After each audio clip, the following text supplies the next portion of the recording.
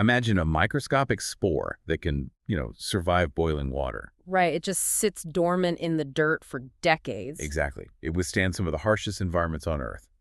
But then, imagine that exact same spore being introduced to a newborn baby. Which is when it becomes a factory for a toxin so incredibly powerful. So powerful that the sheer force of the child's own muscle spasms can actually snap their spine.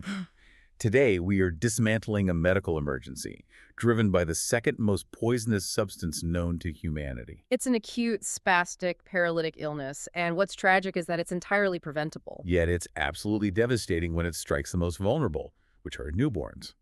Welcome to the Deep Dive. You are here because we are unpacking the clinical framework for neonatal tetanus. And we are specifically leaning into the rigorous material designed for Year 5 medical students by Dr. I.A. Akpan. Our mission today is to master every single facet of this disease. I mean, from the microscopic behavior of the bacteria in the dirt to the exact decimal point pharmacological dosages required to save a newborn's life. It is a harrowing condition to encounter clinically, but what makes it so vital to understand is the sheer mechanical precision of the destruction it causes. Right. It doesn't just damage tissue. No, it fundamentally rewires the communication between the human brain and the muscular system. So if you are a medical practitioner prepping for boards, a student, or just someone endlessly curious about the extreme limits of human physiology, you are in the right place. We are going to look at the biological reality of this disease. The clinical details we will cover are highly specific. We're talking exact numbers and treatment protocols here. Yes. But to understand why a specific drug is given at, say, a specific milligram per kilogram dose, you have to understand the mechanical breakdown of the nervous system that necessitates it. Okay, let's unpack this from the very beginning. We need to define the enemy. Neonatal tetanus, which is historically known as lockjaw, is defined clinically as an acute spastic paralytic illness. And it is caused by a very specific organism, Clostridium tetani. Let's get into the microbiological profile of Clostridium tetani, because it tells you everything you need to know about how to defeat it. Right. It is a motile, gram-positive, spore-forming obligate anaerobe. That's a mouthful. It is. But its natural habitat worldwide is soil, dust, and the alimentary tracts of various animals. Meaning it is constantly shed in animal and human feces. Exactly. It is ubiquitous. You are probably within a few feet of it right now. Let's focus on that classification because spore forming and obligate anaerobe are the two traits that dictate the entire nature of this disease. They really are. If you are hearing this and wondering what obligate anaerobe actually means in practice, it means oxygen is literally toxic to this bacteria. Yes. It cannot multiply on the surface of intact, healthy skin that is exposed to the air. It fundamentally requires an oxygen-free environment to survive in its active state. That metabolic quirk is the first crucial piece of the puzzle, right? It is. The bacteria lacks the specific enzymes necessary to break down the toxic byproducts of oxygen metabolism. So, if it is exposed to normal atmospheric air, it dies. Which totally dictates where the bacteria can thrive in a human host. Like it cannot cause a superficial skin infection. No, it requires a deep puncture wound or necrotic dead tissue. Because if tissue is dead, there's no blood flow. And if there's no blood flow, there are no red blood cells delivering oxygen to that tissue. Right. It creates this perfectly isolated oxygen-free pocket. Precisely. Which raises a big question. If oxygen is toxic to the active growing form of this bacteria, which we call the vegetative cell, how does it survive in the open environment? Yeah, how is it sitting in the dust and soil worldwide without dying? It survives by forming spores. These spores form terminally at one end of the rod-shaped bacteria. Which gives it that really highly characteristic drumstick or tennis racket appearance under a microscope. Yes, exactly. I always visualize this as a two-phase military operation. The spores are the heavily armored dormant escape pods. They are practically indestructible. Right. They can survive boiling water. They can sit in the dirt for years. Completely inactive but fully protected, just waiting for the right conditions. You can't destroy them with standard boiling or chemical wipes. You have to use an autoclave, right? Like high-pressure steam at extreme temperatures to actually penetrate and kill the spores. That's right. And the second phase of that operation is the vegetative cell. The active phase. Yes. Once that armored spore finds itself in an oxygen-free, nutrient-rich environment. Like a deep wound, or critically for our discussion today, a dying umbilical cord stump. Exactly. In that environment, it germinates. It sheds the armor and becomes the active, dividing vegetative cell. So the vegetative cells are the active infantry. But here's the interesting part. Those active vegetative cells are actually quite vulnerable, aren't they? They are. They can be killed by antibiotics, by heat, and by standard hospital disinfectants. They are vulnerable, but they also aren't the actual threat. I mean, Clostridium tetani is non-invasive. Right. The bacteria doesn't spread through your bloodstream to eat your organs. The vegetative cells stay right there in the localized oxygen-poor wound. The danger lies entirely in the chemical weapons those active cells manufacture and release into the body. So let's talk about those chemical weapons. Once the bacteria becomes active in the wound, it produces two specific exotoxins. Tetanlysin and tetanospasmin. We can address tetanolysin very quickly just to dismiss it. But why? Because it's a hemolysin. That means it has the ability to break down red blood cells in a laboratory setting, but clinically, it plays absolutely no role in the pathogenesis of tetanus. Oh, interesting. It's just a byproduct. Exactly. So we set tetanolysin aside. The true villain here, the chemical weapon that causes all the devastation, is tetanospasmin. This is the neurotoxin. And just to reiterate, this is the substance that is the second most poisonous known to humanity, surpassed only by botulinum toxin. To understand how terrifying tetanospasmin is, we really need to trace its microscopic journey. Let's do it. So the spores enter the umbilical cord wound. They germinate into vegetative cells because the dying umbilical tissue is completely oxygen deprived. Right. The cells multiply, and as they do, they synthesize this tetanus toxin. Eventually, those vegetative bacterial cells reach the end of their life cycle and lyse. They burst open. Yes, and that bursting releases the tetanospasmin into the surrounding local tissue. Okay, so the poison has been dumped into the local area of the umbilical stump.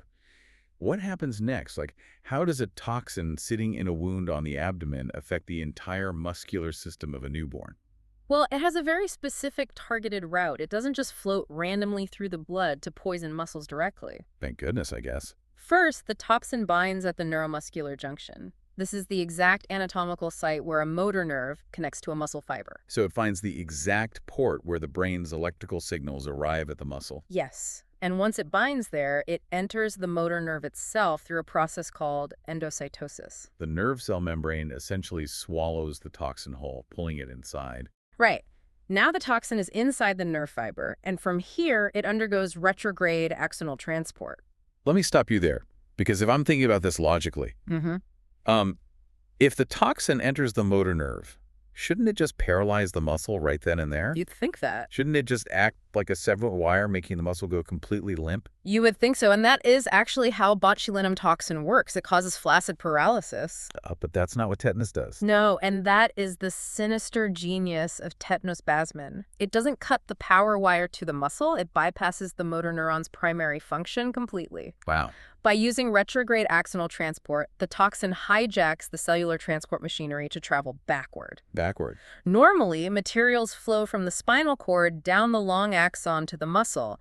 Tetanus toxin goes in the opposite direction. It travels up the axon, backward from the neuromuscular junction, all the way into the spinal cord. So it literally uses the body's own communication highways to travel straight into the central nervous system.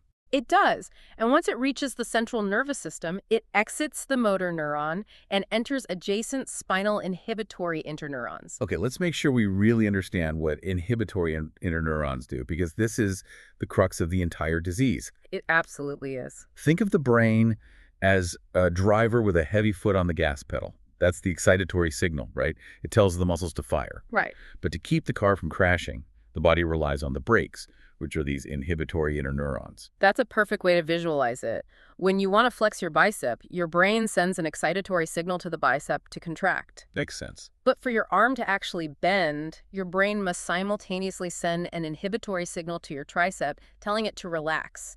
If both antagonistic muscles contract at the same time, your arm becomes locked and rigid. And the biochemical brake fluid for this system consists of two specific neurotransmitters, Glycine and gamma-aminobutyric acid. commonly known as GABA. Right.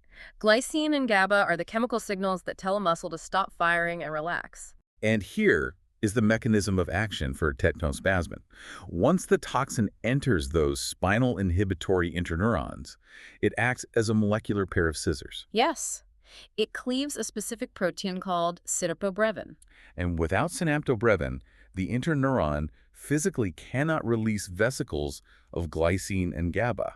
The release of inhibitory neurotransmitters is completely irreversibly blocked. So going back to our car analogy, tetanospasmin doesn't just cut the brake lines, it welds the gas pedal to the floor. Exactly. The brain is sending normal signals to move, but because there is absolutely no inhibition, every muscle that receives a signal just contracts maximally and cannot relax. What's profoundly tragic about this mechanism is that the motor nerves themselves are actually working perfectly. The brain is working perfectly. The muscles are functioning exactly as they are told. But because the inhibitory signals are gone, normal voluntary movement becomes impossible. Instead, affected muscles sustain maximal, violent contraction. Right. I want to make sure this point is absolutely clear to everyone listening. The bacteria never actually leaves the wound. That's a critical point. There might be some local inflammation and a mix of regular bacteria at the umbilical stump, but the Clostridium tetani stays put. Think of it like a localized factory on the edge of town. The factory itself never moves, but it is continuously dumping a highly refined poison into the local river. And that river, the retrograde axonal transport system, carries the poison directly into the town's central water supply. The spinal cord. Yes, polluting the entire nervous system. The damage is entirely systemic, even though the infection is entirely localized. And because the bacteria requires such specific entry points, like an oxygen-deprived wound, we have to look at how these deeply armored spores are finding their way into newborns specifically. Which pivots us right into the epidemiology and the risk factors. Right, there are 4 distinct types of tetanus: generalized, localized, cephalic, and neonatal. And we are focusing exclusively on the neonatal type today. So what are the specific conditions that make a newborn so incredibly vulnerable to this environmental spore? Well, the overarching systemic risk factors are ignorance and poverty. Yeah. But clinically, the most critical risk factor is an unimmunized mother. That is the baseline. And from there, the risk is compounded by poor or unhygienic cord care. Right, the presence of deep wounds or necrotic tissues, and the use of unsterilized instruments. Unsterilized instruments for cutting the umbilical cord at birth, for circumcision, or for traditional practices like uvulectomy. Let's connect these dots, particularly the intersection of poverty and immunology. Why is the mother's immunization status the very first domino to fall? It's because of maternal antibodies, right? Exactly.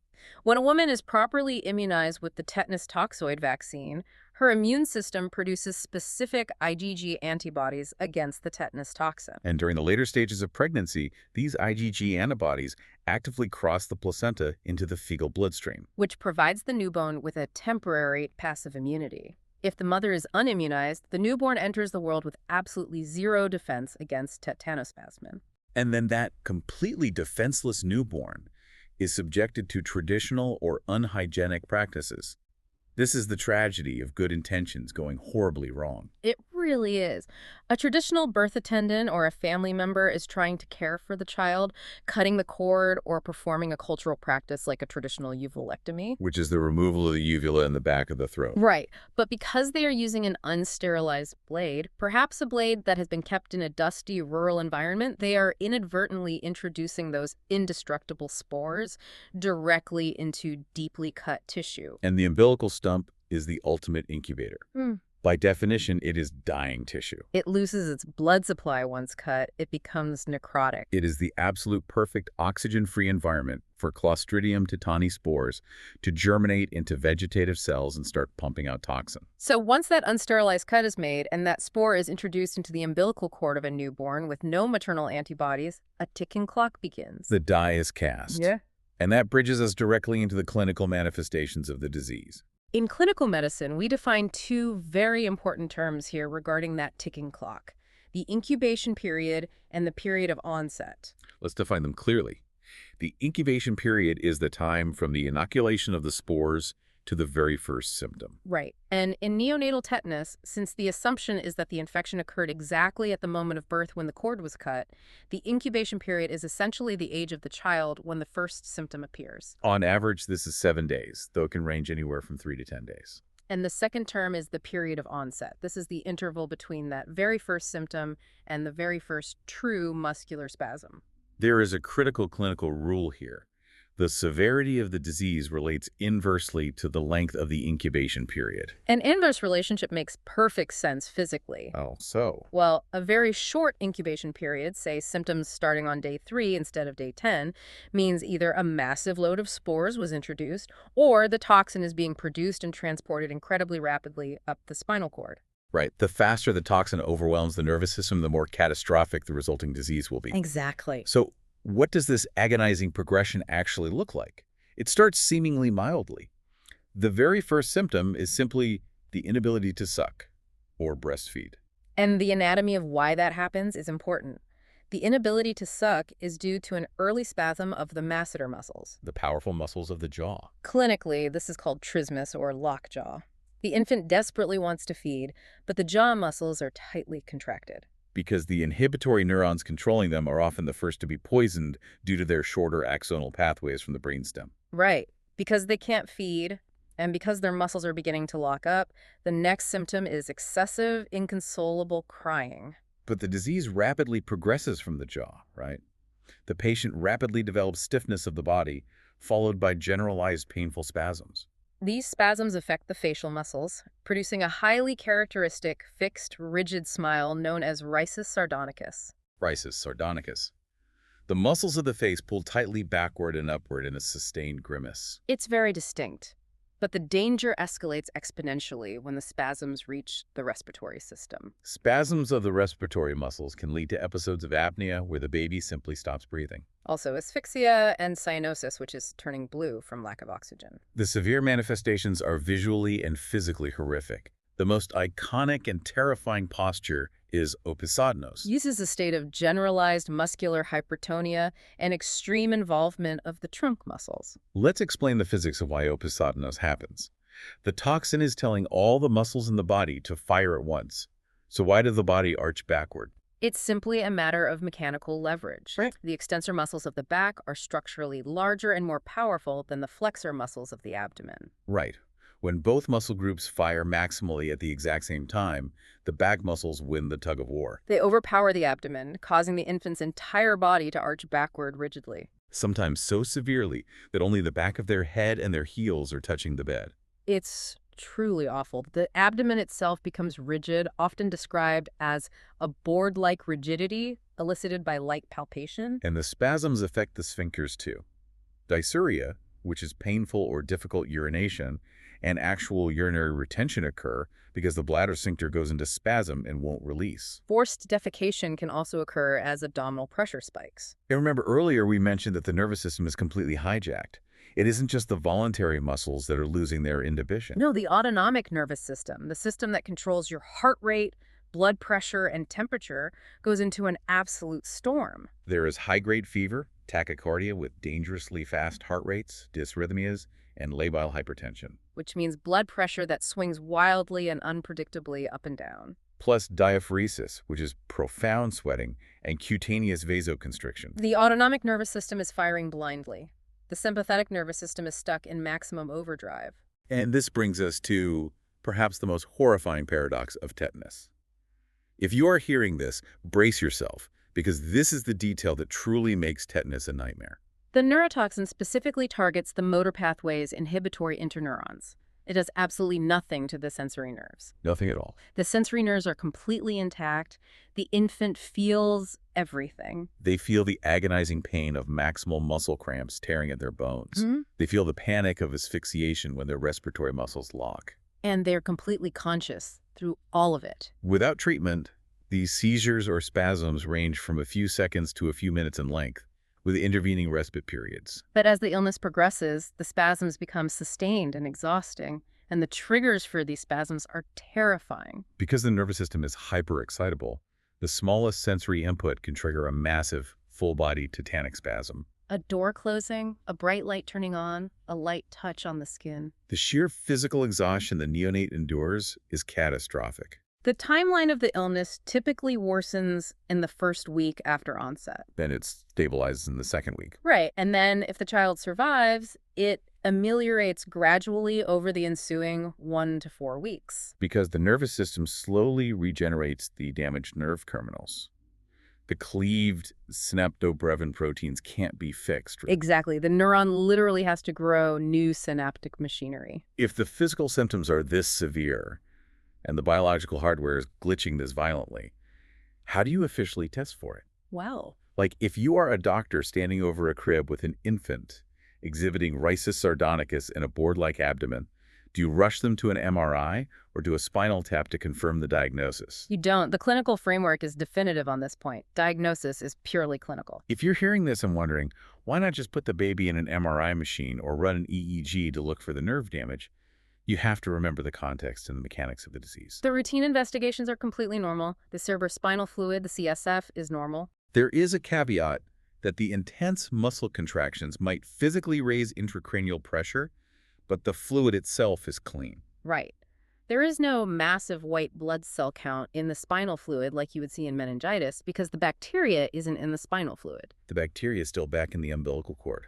Furthermore, neither the electroencephalogram, the EEG, which measures brain waves, nor the electromyogram, the EMG, which measures electrical activity in the muscles, shows any diagnostic pattern. Because the electrical pathways are actually firing. They just aren't being inhibited. It's like having a computer where the physical hardware, the wiring, the circuits, is perfectly intact, but a deeply hidden software virus is wreaking havoc on the operating system. That's exactly it. You can't see the glitch by looking at the wiring with an EMG or an EEG. You just see the chaotic output on the screen. The only lab abnormalities you might see are secondary. You might see a peripheral leukocytosis. An elevated white blood cell count in the blood. Right, but this might just be from a secondary bacterial infection of the dirty umbilical wound, or it could simply be stress-induced from the sheer physical trauma of the sustained tetanic spasms. This actually highlights a profound reality about practicing medicine in resource-poor settings. While relying purely on a clinical diagnosis might seem like a disadvantage in modern medicine, for a disease that heavily afflicts rural and impoverished areas, it is actually a massive advantage. You don't need a $1 million MRI machine or a complex laboratory setup to diagnose neonatal tetanus. You need a highly trained clinician who can recognize trismus, rhesus sardonicus, and the classic history of an unimmunized mother with poor cord care. But because it is a clinical diagnosis, the medical student must be rigorously trained to rule out other conditions that can mimic these symptoms. You have to consider a comprehensive list of differential diagnoses before you begin the intense treatment regimen. So let's run through what must be ruled out. First, abscesses. Parapharyngeal, retropharyngeal, and dental abscesses. These are considered because a severe infection near the jaw or throat can cause intense local pain and muscle guarding. Meaning the child won't open their mouth, mimicking the trismus or locked jaw of early tetanus. But an abscess usually presents with localized swelling, extreme local tenderness, and direct visualization can usually identify the pocket of pus. Next on the list of differentials is rabies. Rabies is a viral encephalitis that also causes intense muscle spasms and autonomic instability. However, rabies typically follows an animal bite, and the spasms are famously triggered by attempts to swallow water. Hydrophobia. Right, due to severe pharyngeal spasms, whereas tetanus begins with the jaw and is triggered by generalized sensory input. Strychnine poisoning is also a critical differential to rule out. Oh, strychnine is a fascinating differential because it is a poison that actually works through a nearly identical mechanical pathway to tetanospasmin. It does. Strychnine directly acts as an antagonist at the glycine receptors in the spinal cord. It blocks the exact same inhibitory pathways. The clinical presentation is almost indistinguishable from tetanus. However, strychnine poisoning would lack the history of an infected wound or poor cord care, and is incredibly rare in neonates unless intentionally or accidentally administered. Other conditions to rule out include hypocalcemia, which can cause tetany or muscle cramping due to critically low calcium levels in the blood affecting muscle cell excitability. Also epileptic seizures. Narcotic withdrawal, which can cause intense irritability, stiffness, and tremors in a neonate born to an addicted mother. Dystonic drug reactions. And finally, meningitis and encephalitis, which can cause stiff necks and seizures, but which show glaring abnormalities in a cerebrospinal fluid analysis, completely unlike tetanus. Once the clinician has systematically ruled out these differentials and confirmed the clinical diagnosis of neonatal tetanus, they must act with absolute terrifying urgency. Because the disease is already deeply entrenched by the time symptoms appear. So we are sitting in a resource-poor clinic. The baby has board-like rigidity. The lab work is useless. How on earth does a doctor begin to reverse a poison that has already rewired the spinal cord? This is where we break down the highly coordinated, multi-front pharmacological war against both the toxin and the bacteria. We are going to detail the 6 distinct pillars of the treatment regimen, and we are going to dive into the exact dosages. Because in neonates, the margin for error is 0. The first pillar is the absolute most urgent priority, neutralization of circulating toxins. We established earlier that the toxin travels from the wound, through the blood, to the nerve terminals. And we physically cannot undo the damage of the toxin that has already entered the nerves. The synaptobrevin is already destroyed. But we must intercept any toxin that is still floating in the bloodstream before it binds to distant muscle grooves and makes the situation worse. To do this, the clinical protocol mandates the use of human tetanus immunoglobulin, or TIG.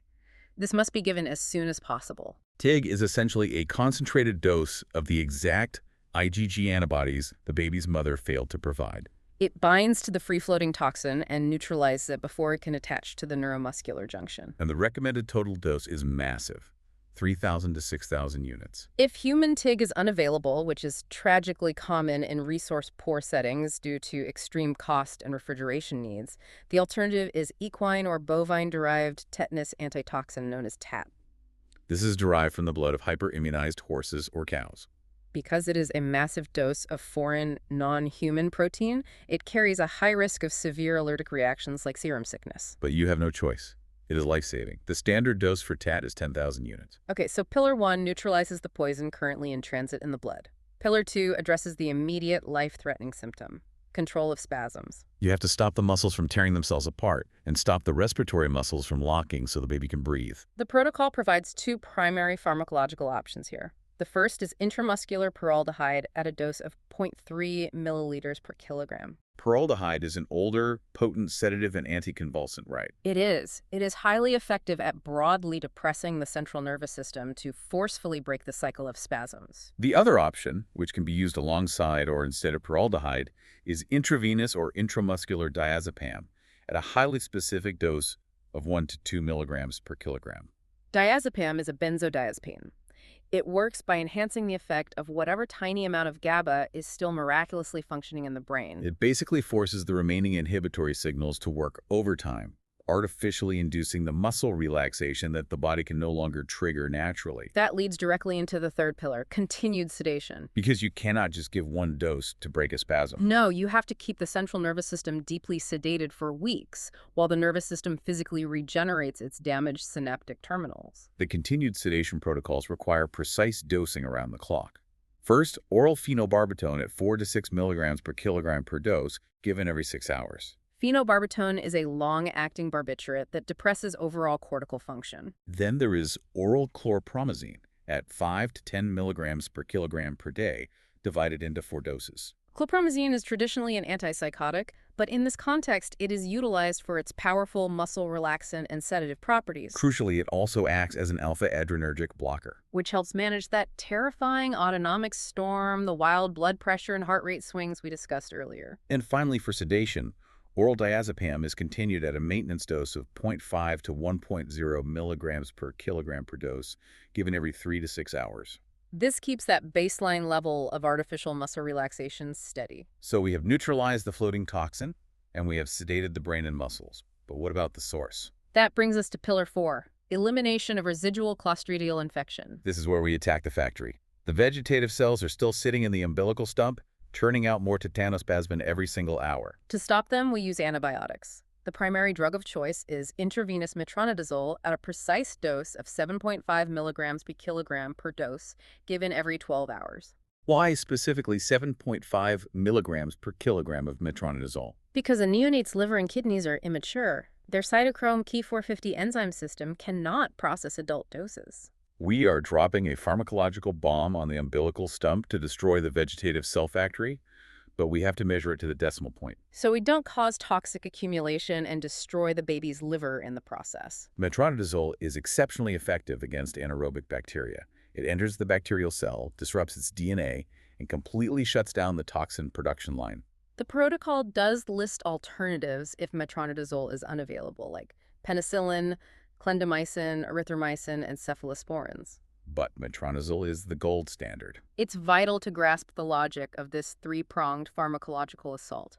Metronidazole destroys the factory, the vegetative cells, TIG intercepts the poison shipments currently on the highway in the blood. and the heavy sedatives manage the chaos caused by the poison that has already reached the city, the central nervous system. But pharmacology alone isn't enough. The fifth pillar is nutrition and care, and this is where meticulous, specialized nursing makes the difference between life and death. A baby deep in tetanic spasms, heavily sedated with phenobarbital and diazepam, obviously cannot breastfeed. So feeding must be done with breast milk, or a breast milk substitute delivered through a nasogastric tube, a tube running directly down the nose into the stomach. The medical team must also constantly monitor and correct electrolyte imbalances caused by the autonomic storm and the profound, constant sweating. The physical environment must be strictly controlled too. The patient must be nursed in a dark and quiet setting. We discussed earlier that sensory nerves are fully intact and that the slightest sight or sound can trigger a life-threatening spasm. So environmental control is a literal medical intervention in tetanus. The nursing staff must also physically clean the umbilical cord to remove as much necrotic infected tissue as possible, reducing the anaerobic environment. They must regularly turn the patient to prevent bed sores because a paralyzed, deeply sedated infant cannot shift their own weight. And they must perform frequent, gentle suctioning of the nasopharynx and mouth. Because the infant cannot swallow their own secretions and is at massive risk of choking or aspirating fluid into their lungs. The sixth and final pillar encompasses advanced and other modalities.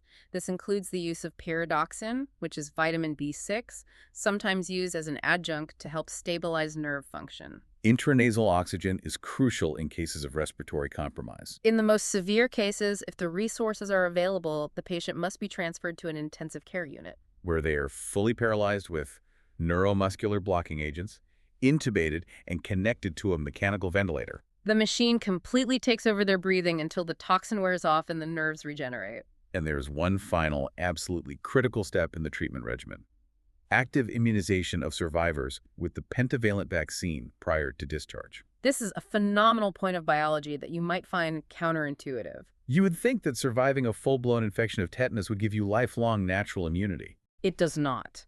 Tetanospasmin is so incredibly lethal that the amount of toxin required to cause a life-threatening full-body disease is actually too small to trigger the body's immune system to create lasting memory B cells and antibodies. Wow, so it is subimmunogenic dose. A child who miraculously survives tetanus is fully susceptible to catching it again from the very next scrape or cut.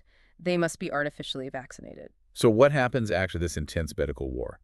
Even with a textbook-perfect, highly coordinated intervention, the sheer physical force of the disease leaves massive collateral damage. That leads us into the complications and prognosis. The list of complications reads like a catalog of catastrophic systemic failure, driven almost entirely by the intense mechanical stress the body has been put under. Let's walk through them. First, laryngospasms. The vocal cords literally spasming shut, instantly cutting off the airway. Hyperpyrexia, dangerously high fever. This isn't just an immune response. This is driven by the autonomic storm and the immense sheer heat generated by constantly contracting muscles. It's like running a marathon while lying completely still. Then there are fractures. The muscles contract with such immense, unyielding, abnormal force that they can literally snap the infant's own fragile long bones or crush the vertebrae in the spine. Nosocomial infections, infections acquired in the hospital. Because we have essentially paralyzed this infant with sedatives to stop the spasms, they can't cough, they can't clear their own throat, they have a nasogastric tube and IV lines. That makes them a sitting duck for hospital-acquired pneumonias. And related to that is aspiration pneumonitis. If they vomit or cannot swallow secretions, highly acidic fluid goes into the lungs, causing massive chemical inflammation and secondary infection. One of the most severe metabolic complications is rhabdomyolysis, which carries the immediate risk of acute tubular necrosis. Let's explain the mechanics of rhabdomyolysis because it is fascinating and horrifying. It is the rapid breakdown of skeletal muscle tissue. The muscles are contracting so hard for so long under so much torque that the muscle cell membranes literally tear open and die from physical exhaustion and lack of blood flow. And when those muscle cells burst open, they release their internal contents into the bloodstream, including a massive amount of a protein called myoglobin.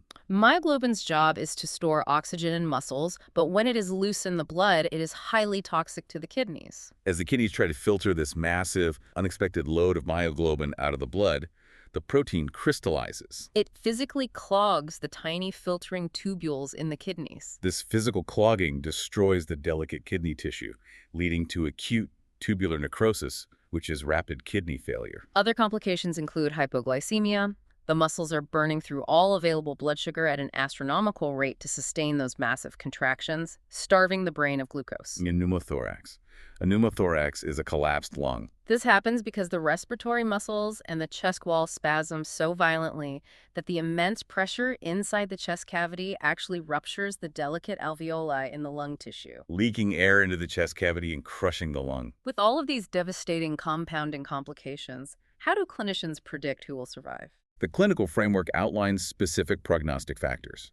The poor prognostic factors are grim: a short incubation period and a short period of onset. As we discussed, this means a massive rapid dose of toxin is overwhelming the nervous system before any interventions can begin. Non-provocative spasms are also a very poor sign. This means the baby is having full tetanic seizures without any external trigger like light or sound.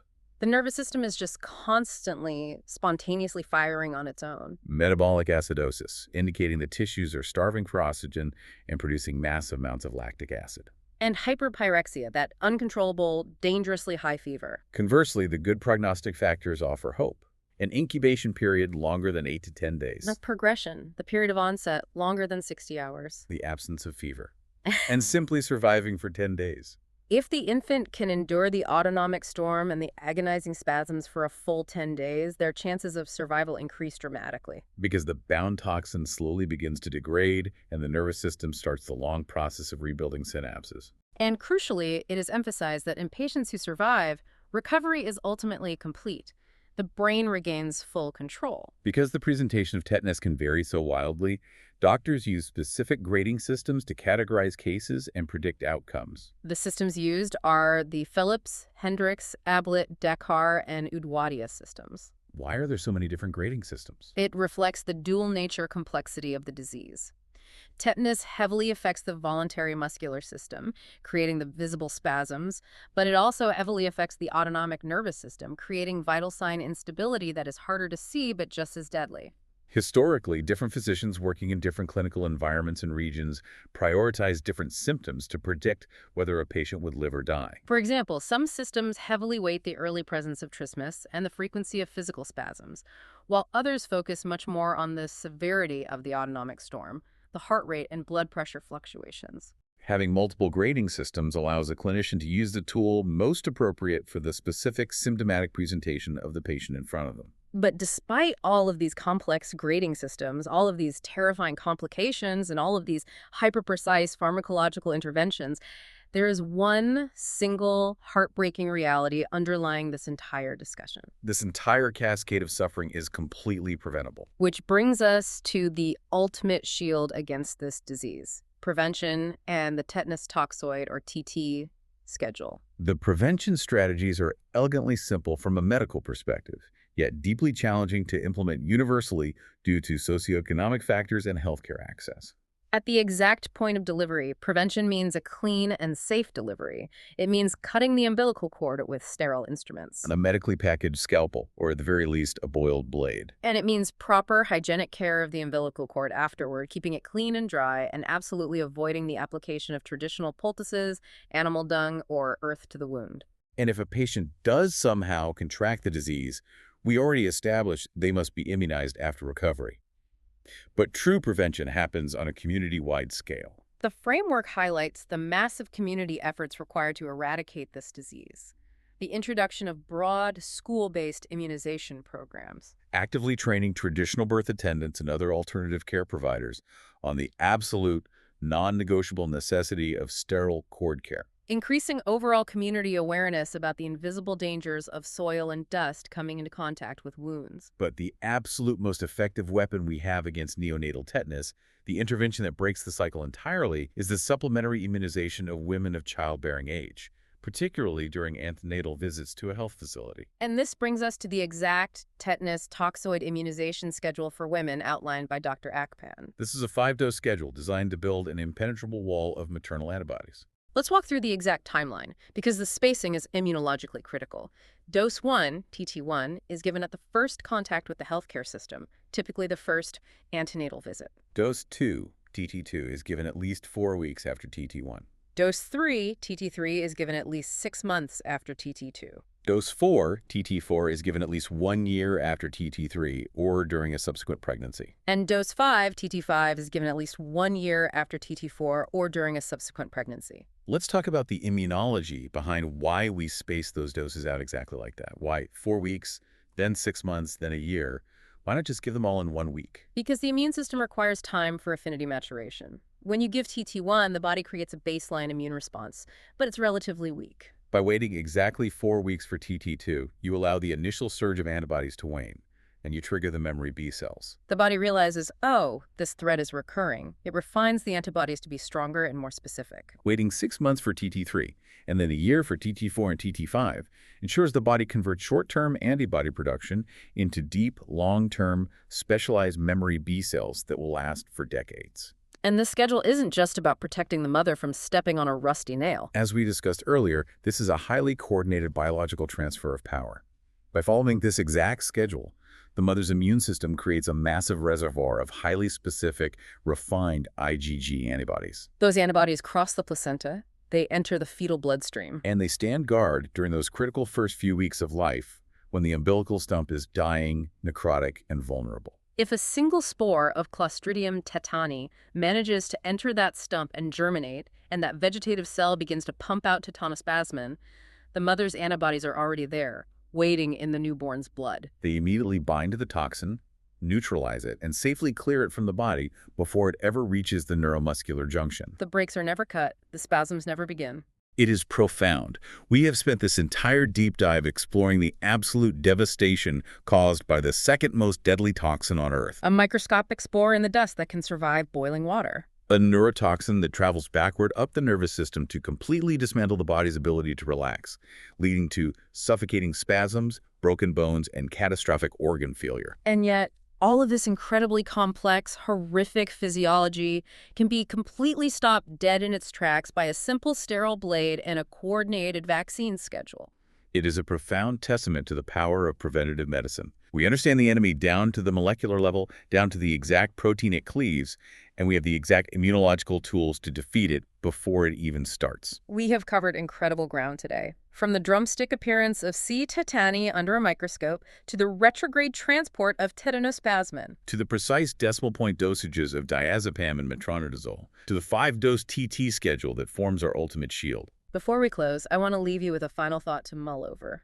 We mentioned early on that Clostridium tetani lives normally and quite peacefully in the alimentary tracts, the intestines, of various animals and humans. It is part of the microbiome. It doesn't cause us harm when it is simply passing through our digestive system. Yet, when this exact same seemingly peaceful organism is introduced to an oxygen-deprived wound in a newborn's bloodstream, it becomes the architect of unique neurological devastation.